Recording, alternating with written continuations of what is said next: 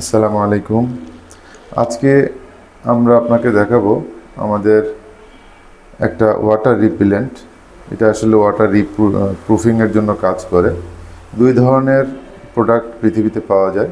একটা হচ্ছে fuel based, মানে এগুলোর মধ্যে কেরোসিন বা আপনার ডিজেল এই টাইপের জিনিস মেশানো থাকে, যেটা অনেক ঝাঁঝালো হয়, কাজ করতে গিয়ে আগুন ধরে যাওয়ার রিস্ক থাকে এবং এটা একই রকম কাজ করে। কিন্তু আমাদের যে প্রোডাক্টটা, এটা আসলে ওয়াটার বেসড এবং এই ওয়াটার বেসড হওয়ার কারণে কোনো রিস্ক থাকে না এবং এটার পারফরমেন্স, যেহেতু পানি বেশি দ্রবীভূত হয়, যে কারণে এটার পারফরমেন্স অনেক ভালো। আমরা আজকে আপনাকে দেখাবো দুইটা জিনিসের উপরে। একটা হলো একটা ডেকোরেটিভ প্লাস্টার, তার উপরে আমরা কিছু অংশ দিয়েছি ওয়াটার রিপিলেন্ট, আর আরেকটা হলো স্কিম কোট, যেটার উপরেও আমরা কিছু অংশ দিয়েছি। তো আমরা দেখতে পাবো যে অংশগুলোতে ওয়াটার রিপিলেন্ট দেওয়া হয়েছে সেটা পানি লাগলেও সেটা পানি টাচ করবে না। কচু পাতার মধ্যে যেমন পানি যেরকম বৃষ্টি আসলে পরে আমরা দেখতে পাই যে যারা গ্রামে বাড়ি দেখতে পাবো যে কচু পাতার উপর পানি পড়লে পানিটা টলটল করে এবং ওটা গাছ টাচ করে না, পড়ে যায়। তো এটাও ঠিক একই রকম আমরা আপনাকে দেখাচ্ছি। এই প্রোডাক্টটা, এটা একটা বোর্ডের উপরে ডেকোরেটিভ প্লাস্টার করা, যেখানে কিছু অংশ আমরা ওয়াটার রিপিলেন্ট ইউজ করেছি, যেটা বাইরে থেকে দেখলে কোনোভাবে বোঝা যাচ্ছে না যে এটা কোন অংশে ওয়াটার রিপিলেন্ট দেওয়া।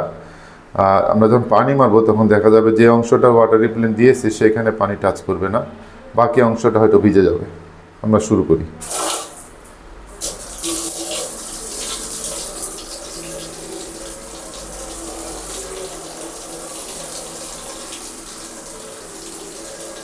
আপনারা দেখতে পাচ্ছেন যে আমরা এই উপরের অংশটুকুতে আমরা ওয়াটার রিপ্লেন্ট দিয়েছি, যে কারণে এটাতে কোনো পানি টাচ করে না, পানিগুলো সঙ্গে সঙ্গে পড়ে যায়, ঝরে যায়। নিচের অংশটা আমরা বাদ রেখেছিলাম আপনাদের বোঝার জন্য। তো সেখানে আমরা পানি যখন দিয়েছি, দেখেন যে পানিটা এটা চুষে নিচ্ছে।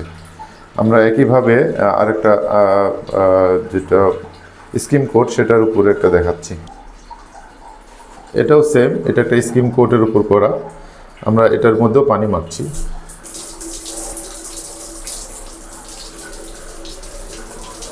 আপনারা নিশ্চয়ই দেখতে পাচ্ছেন যে অংশটা ওয়াটার রিপিলেন্ট দেওয়া আছে সেখানে কোনোভাবেই পানি টাচ করে না, পানিগুলো কচু পাতার মতো এরকম থাকে, ঝরে পড়ে যায়।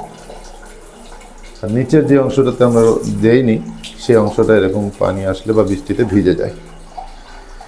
তো আমরা আপনাদেরকে রিকোয়েস্ট করব যে আপনারা বাইরের যে অংশ বা ভিতরের কোনো অংশ যেখানে আপনারা বিশেষ করে ডেকোরেটিভ প্লাস্টার বা স্কিন কোট বা ফেয়ার ফেসে এই ধরনের কাজ করেন, সেখানে এটা ব্যবহার করতে পারেন। এমনকি বাইরের ওয়ালে আমরা এর পরবর্তীতে আপনাদেরকে দেখাচ্ছি যে যারা ব্লক দিয়ে বাড়ি করেন বা এএসি ব্লক দিয়ে করেন, তাদের ক্ষেত্রেও সরাসরি এএসি ব্লকের মধ্যেও যদি এটা মারা যায়, সেক্ষেত্রেও এটা পানি আর ড্রপ করবে এবং করে যাবে, পানি এটা চুষে নেবে না।